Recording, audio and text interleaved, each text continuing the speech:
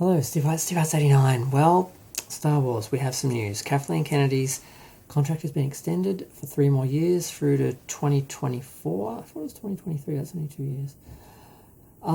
So those are the rumours. Now, there had been rumours for a while that Kathleen was sort of not being removed. For the longest time, there have been very aspirational rumours that, she was going to be removed and so forth. But really, I think most people knew she would be continuing on until she was finished with whatever project she was dealing with. And the talk was that her contract was being extended, but it was pretty much in name only. She'd get the salary and the position and so forth, but she wouldn't actually be in charge of any of the new Star Wars, and she'd effectively be declawed, and Filoni and that would be taking over Star Wars. But it appears that her contract has been extended with all the bells and whistles and powers in place. So it looks like we've got a Kurtzman situation where we thought we just had to wait for his contract to end and they wouldn't renew it, because if they had any sense, they would know that he hasn't been good for the franchise and he's caused a lot of division and a lot of people aren't happy with the franchise and with the shows, and they'd be better off having someone else come in. And the talk was that they were letting other people sort of step in and take charge of the shows, and Kurtzman was really just sort of standing back as like the figurehead of the franchise to get all the money and the license, all the fees for all the producing titles and credits and so forth, but he wouldn't actually be actively doing anything, so he couldn't actually do any damage, and they sort of had him in this nice safe position where he's getting paid lots of money but not doing any damage. But he does seem to still be involved in things, which is not good. And Kennedy now the same thing. And why would they do this? Because I've had people argue this with me, and it's like, well, I think there's two levels of it. First is just sometimes it's easier to leave things as they are. If someone's producing a lot of shows, a lot of content, and you need content, and you're not really caring about quality or, clued into what the actual fans want or are saying, or if there's any issues, you're just going to look at that and just go, yep, let's just keep this guy going. And that's basically what they did. They seem to be totally oblivious of the fans' reaction to Star Trek and totally oblivious to the shows and how bad they are. Because they don't care so long as they've got the hours there.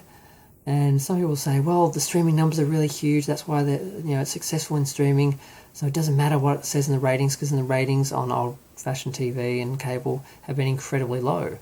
But those are the numbers we have. The ratings, we don't have them. I mean, the streaming, we don't have them. They can say a show's the biggest hit in the world. It could be the biggest flop in the world. We don't know because they don't give us the numbers. And usually if a show is successful, like Game of Thrones, they'll give us the numbers. They'll brag about them. They're not bragging about any numbers for Star Trek. I've never heard a number quoted. I've never seen a number quoted for that show, because they're not high. Because people aren't watching it. Because old Star Trek fans aren't into it. New Star Trek fans, new fans, Discovery fans, Drekkies, whatever you want to call them, they don't really love Star Trek. They don't go out and buy the merchandise. They don't live in the world, the universe. They don't crave that escapism that the original fans did and indulge in it, which, you have to spend a lot of money to indulge in those sort of worlds. They don't do any of that. So they don't support the franchise, and the old fans are alienated because of them. So you have there's no one really supporting the franchise. You just have these two groups fighting each other over the heart and soul of it, basically.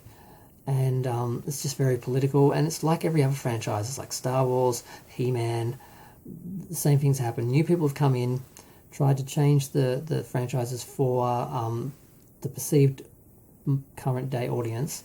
They will embrace it politically, superficially, but not really, and the old fans get alienated. So instead of having a base and building on it, you just separate and create a new one, and then it's just a mess. They're all a mess. Star Trek's a mess, just Doctor Who's a mess, Star Wars is a mess, He-Man's a mess, and you'll have these people fighting with you and saying, oh no, they're great now, they're the best they've ever been, they're the most alive. And I'm like, just because they're producing more shows than technically they have before, although the number of episodes is actually less, so the content is actually less, but whatever, technicalities, they're not being received. They're not having the cultural impact, the social impact, the fan, support, and that the other ones did. And the same thing with Star Wars. The new films, they went down in numbers. Solo lost money. That's a big catch. That's like a catch cry for the Geeks and Gamers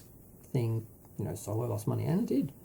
And the new shows aren't really picking up the sort of fervent sort of acclaim that the old Star Wars had, and if everything they did was a hit. It's just dead, Jim. This is dead, Jim. It's depressing talking about it. It's depressing thinking about it. And my only hope is that eventually Kathleen and Alex are both going to earn enough money to just retire, go off on their yachts to their private islands, and just sit and get the residuals and the producing credits just keep rolling on in, and they're going to not care who takes it over, and hopefully it'll be people who want to restore the franchise to what they used to be. For the fans. That's what I hope happens, but it's hard to be optimistic. I'm going to go. Feel free to share, like, comment, subscribe, let me know what you think. Thanks. Bye.